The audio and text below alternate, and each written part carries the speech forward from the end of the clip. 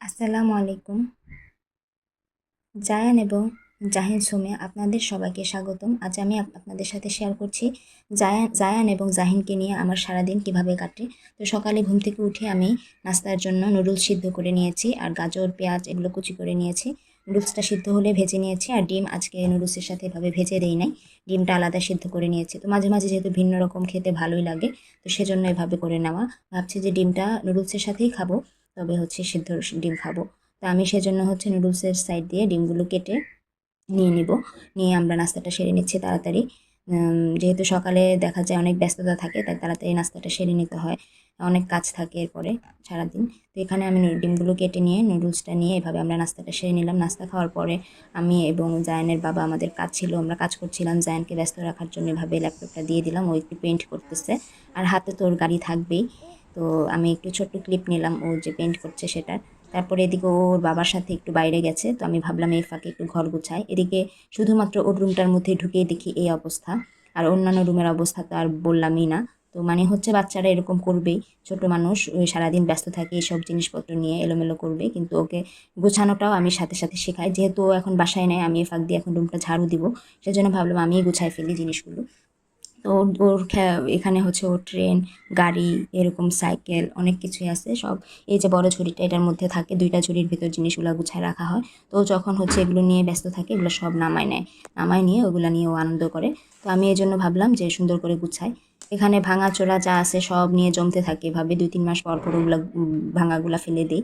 তো এখানে আমি একটা কার্টুনে ওর কিছু গাড়িগুলো রেখে দিলাম, যেগুলো নিয়ে ও মানে কিছুক্ষণ পর খুঁজতে পারে এসে, বা বেশি পছন্দ। আর এই বড় ঝুড়িতে অন্যগুলো গুছায় নিলাম, সব জিনিসপত্র গুছায়ে তারপরে আমি ভাবছি যে রুমটা ঝাড়ু দিয়ে ফেলবো ওরা আসার আগেই, আসলে আর পারবো না। এই ছোটো ছোটো ঝুড়িটার মধ্যে ছোটো ছোটো যে গাড়ি বা ছোটো ছোটো জিনিসগুলো আছে সেগুলো রাখলাম, আর বড় ঝুড়িটাতে তো বড় জিনিসগুলো রেখে দিলাম। আর কার্টুনটার মধ্যেও ট্রেনগুলো রাখলাম আলাদাভাবে, কারণ হচ্ছে ও এসেই ট্রেনের খোঁজ করবে, ওর ট্রেন হচ্ছে খুব পছন্দ।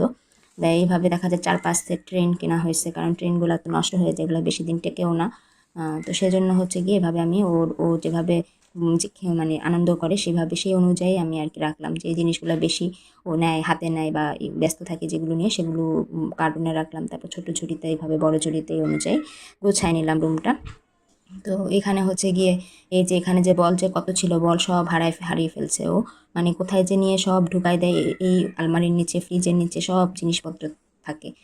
তো যাই হোক, এখন আমি রুমটা গুছাই ফেললাম। তো ঝাড়ু টাড়ু দিয়ে কোনো রকম গুছালাম। এদিকে রুম গোছাতে গোছাতে ওরা চলে আসলো, মানে বাবা ছেলে চলে আসলো। এখন জানি ও আবার এসে এলোমেলো করবে, কিন্তু ঝাড়ুটা তো দেওয়া হলো। যাক আলহামদুলিল্লাহ। তো আমি রুম গুছিয়ে ওকে আমি এখানে রুমে দিয়ে দিলাম, যেন ও একটু সময় এখানে কাটায় আর আমি আমার কাজগুলোও সেরে নিতে পারি। তো এখানে হচ্ছে রুম গোছানো শেষে আমি একটু আপনাদেরকে চারদিকটা দেখাচ্ছি কীভাবে গোছালাম। এভাবে রুমটা গুছায় নিয়ে আমি হচ্ছে ছোট বেবিটার কাছে যাব, যেহেতু ওর ওর টেক কেয়ার করার বিষয় আছে, ওকে একটু তেল মালিশ করতে হবে, গোসল করাতে হবে। তো এই জন্য আমি তাড়াতাড়ি করে রুমটা গুছাই নিয়ে চলে গেলাম। গিয়ে দেখি যে ও বালতির মধ্যে কাপড় আছে, ধোয়া কাপড়গুলো ধুইতে হবে, বেবির কাঁথা। তো বাচ্চাদের কাপড় চোপড় তো কাজের লোকরা ধুইতে চায় না, আমাদের বাসায় এই পর্যন্ত 2-3 জন কাজের লোক আসছিল, কেউই বাচ্চাদের কাপড় ধুবে না, আর আমরাও বাচ্চাদের কাপড় কাজের লোকদের ধোয়া পছন্দ করি না, দেওয়াটা নিজেই ধুয়ে নিলাম। ধোয়া শেষে হচ্ছে এখানে সরিষার তেল নিয়ে নিচ্ছি বাটিতে, নিয়ে হচ্ছে এটা মালিশ করে দিব সারা শরীরে। এটা মালিশ করলে হচ্ছে বাচ্চাদের ম্যাসেজ করলে শরীরেও ভালো থাকে, এছাড়া হচ্ছে ওদের ঠান্ডাও লাগে না। এদিকে ওর পেটে গ্যাস হয়েছে, এই জন্য এই ওষুধটা খাওয়াই দিলাম। খাওয়া দাওয়া শেষে ওকে গোসল করানো শেষে নামাজ পড়ে নিলাম। তারপরে এদিকে আম্মু রান্না করেছে, যে এখন দুপুরের খাবার খেতে বসছি। কদু তরকারি রান্না করেছে আর বেগুন ভর্তা। তো আমরা এখানে দস্তরখানায় কাঠের প্লেট লবণদানি নিয়ে খেতে বসে গেলাম।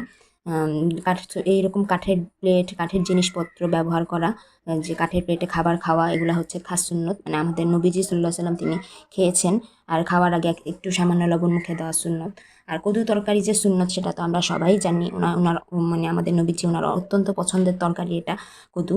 তো এই জন্য আজকে আলহামদুলিল্লাহ সুন্নত মোতাবেক কদু আমরাও খাচ্ছি। এদিকে প্লেটও কাঠের প্লেট, দস্তরখানা বলা হয় এই চামড়ার তৈরি যে জিনিসটা দেখতে পাচ্ছেন কাঠের প্লেটের নিচে রাখা, এটাকে বলা হয় দস্তরখানা। এই দস্তরখানায় খাবার রেখে খাওয়াও হচ্ছে সুন্নত। তো এই জন্য নবীজি সাল্লাল্লাহু আলাইহি সাল্লাম ওনার সুন্নত পালন হয়।